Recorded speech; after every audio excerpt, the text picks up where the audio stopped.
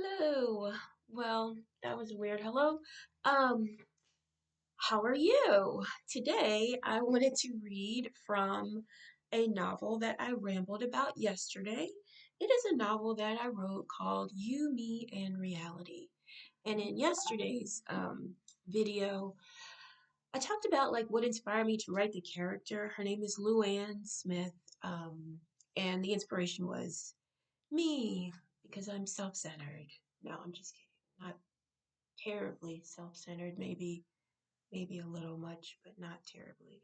But anyway, a lot of her experiences about feeling stuck in her hometown in Louisiana, which is where I live, come from personal experience. She has always wanted to move to Los Angeles, which is where her parents lived, and they were both actors and they pursued their career in acting for TV and film, but they passed away. And so now she grew up, she was shipped back to Louisiana, which is where her parents were originally from, to live with an aunt. So her aunt is the person who raised her, and her aunt was very overprotective. She did not want Luann um, to pursue the same things that her mother and father pursued. So even though Luann has an affinity for acting and she really loves it and wants to move to LA and try, her aunt has just really, what is the word? Um, she's been very controlling in keeping her tethered to Louisiana. So finally, Luann gets this crazy opportunity when she's with her best friend Samuel, who happens to be really hot, and she is also in love with her best friend.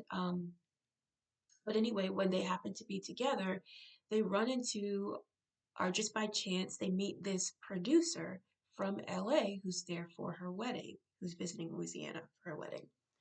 And the producer is so taken by Samuel's good looks that she's like, if you ever want me to hook you up with like a TV gig or something like that, here's my number. And Lou Ann, or Lou, that's really what she's called in the book. Lou kind of convinces Samuel to take this lady, her name's Heidi, to take Heidi up on her offer. And before they know it, both Lou and her best friend Samuel are on a plane headed towards LA because Heidi has a huge offer for Samuel. So I'm going to read part of the novel after that long-winded explanation. Sorry about that. I'm going to read just a little excerpt. This is after they have exited their flight. I don't know if that's the right word. Um, this was Lou's first time on a plane. She feels kind of like a country bumpkin now that she's in LA in like Century City, near Beverly Hills, and she just can't believe she's there. So that's where we'll check in with Lou. And I'm going to stop talking and start reading now. An hour and a half later, we're sitting in Heidi Worthington's Century City office, and my feelings towards her are anything but thankful. The moment Heidi's assistant led us into her huge office, I was overcome with intimidation. My gaze went from the overly shiny white marble floors to the tall, clear windows offering a perfect view of the famous Hollywood sign situated in Tinseltown's hills. The feeling did not decrease when Heidi emerged from behind her gargantuan desk to embrace Samuel in an overly familiar hug and usher him into a comfortable chair across from her desk. She then asked him how his flight was and if he was excited. All the while, she said nothing to acknowledge my presence. When her assistant left the room, Samuel turned to me and pointed to the matching plush chair beside his. Come on, Lou, he urged. Only then did Heidi dare degrade herself to regard me with a slow blink and a slightly curled upper lip before turning to Samuel and saying, I think your friend would make a fantastic personal assistant for you, don't you? That's when the trouble started. Samuel, too sweet to swim with sharks like Heidi, did his best to defend me, but he was no match for her, and I was too intimidated to do more than glance every few seconds at the Hollywood sign and discreetly pinch myself to make sure I wasn't dreaming. Now, Heidi is sitting on the edge of her desk, facing Samuel. Her back is to me as she leans towards Samuel and flirtatiously says, "There's a fantastic new show coming to ABD that you'd be perfect for. It guarantees you a total of $500,000 in addition to anything you make from paid endorsements and celebrity appearances once the show's aired and made you famous." Wait, Samuel shakes his head in confusion. But I didn't realize you already had something in mind for me. I thought you were just going to introduce me to a few people. Heidi throws her head back and laughs.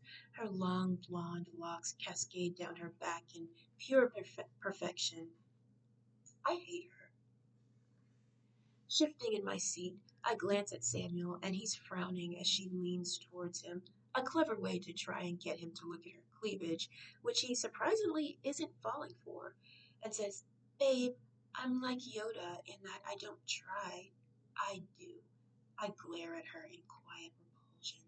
When preppy non-nerds pretend to like Star Wars just because it's suddenly trendy, that's when I lose all perspective and get angry for seemingly no reason. "You're quoting Yoda now?" I say. "Really?" Heidi looks at me like she's just remembered I'm in her office. She probably has. Without responding, she returns her attention to Samuel and says, "I meant what I said. I can make you a very rich man. In addition to the ABD show, I can also get you up to 5 guest appearances on a similar reality show, which would pay you 100,000 per episode. So in 1 year's time, you'd be a millionaire. Besides, the remaining donation I promised to your nonprofit." Samuel is breathing hard and looking at her like he isn't sure how to respond. My gaze darts from him to Heidi. It's like watching a lion toy with its prey. "You said you'd get Samuel on a similar reality show?" I say to Heidi's back since she's still not facing me. "So I'm assuming that means the show you want him to do is a reality series?" "Yes," Heidi says without turning to me. Still addressing Samuel, who has apparently been rendered speechless, she continues, "And we need to get your paperwork squared away as soon as possible. Normally, I wouldn't throw all of this on you at once, but with my wedding coming up, we need to get everything done before I'm out of pocket for my honeymoon." "Okay," Samuel finally says. "This, reality show, what's it about?" "We're so excited about it," Heidi squeals in a tone that's far too teenage-ish for a woman her age. "It's called Meet Me at the Altar." My stomach goes into panic mode. "Meet Me at the Altar?" I repeat. "It's a dating show?" "It's going to sweep the entire world off its feet," Heidi croons, deliberately ignoring me. "You and 20 lucky ladies will live in a mansion in the famous Hollywood Hills for 4 months.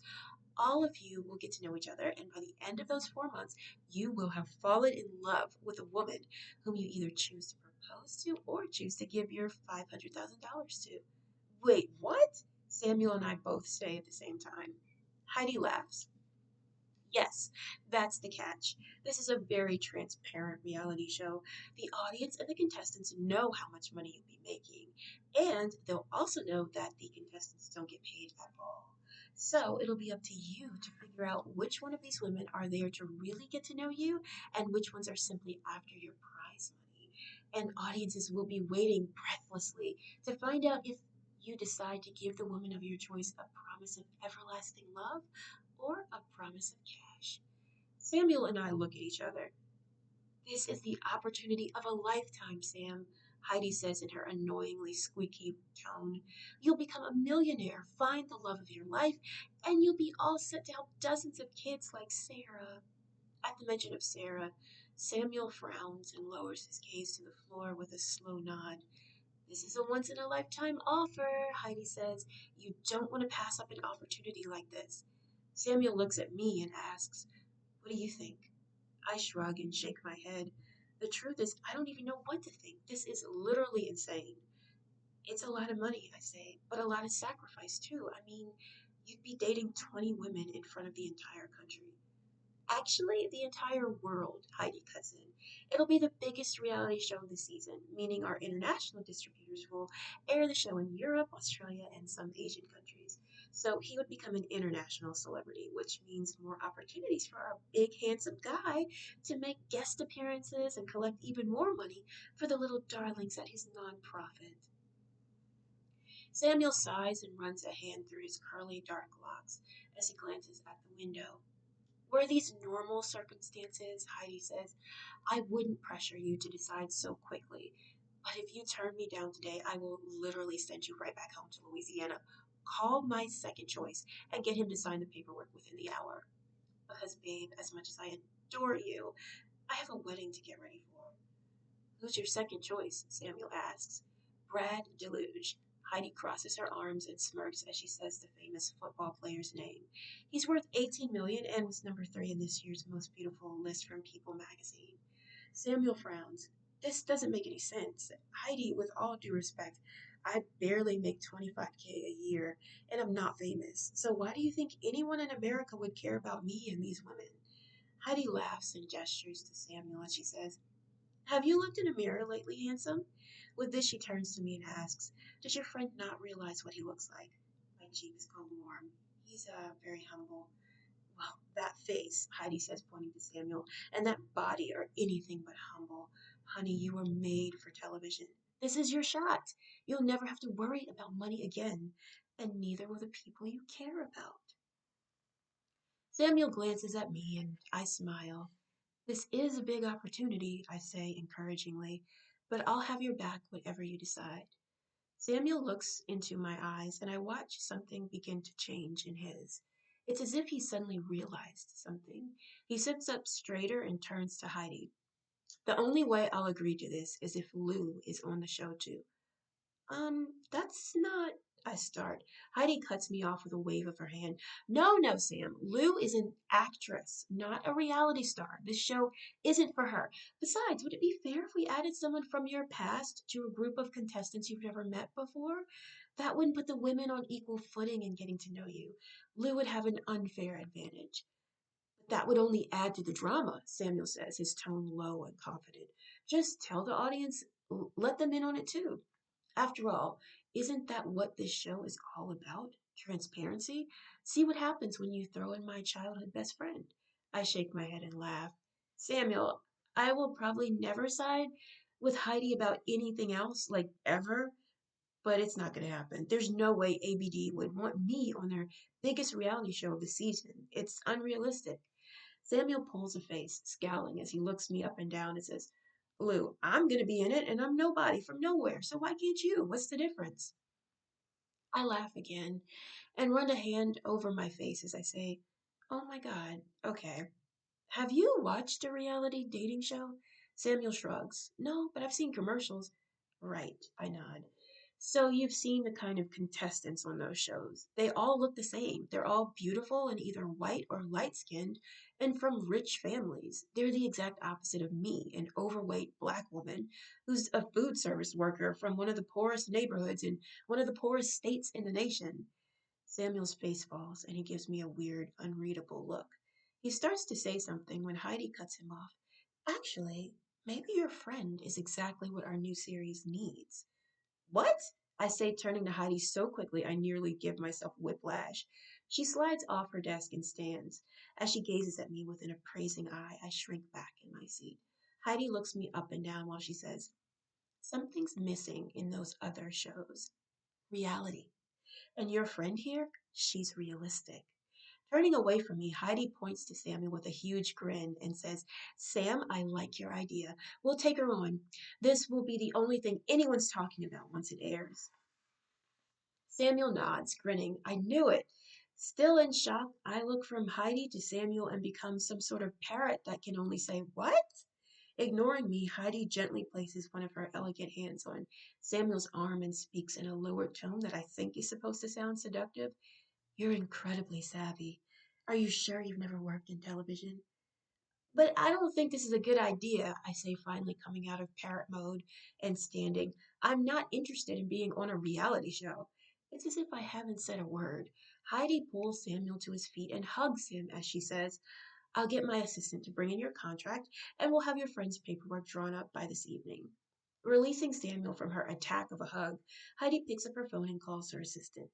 Samuel finally turns to me, a huge grin on his face and pride in his eyes. You're going to be on TV, Lou. I shake my head.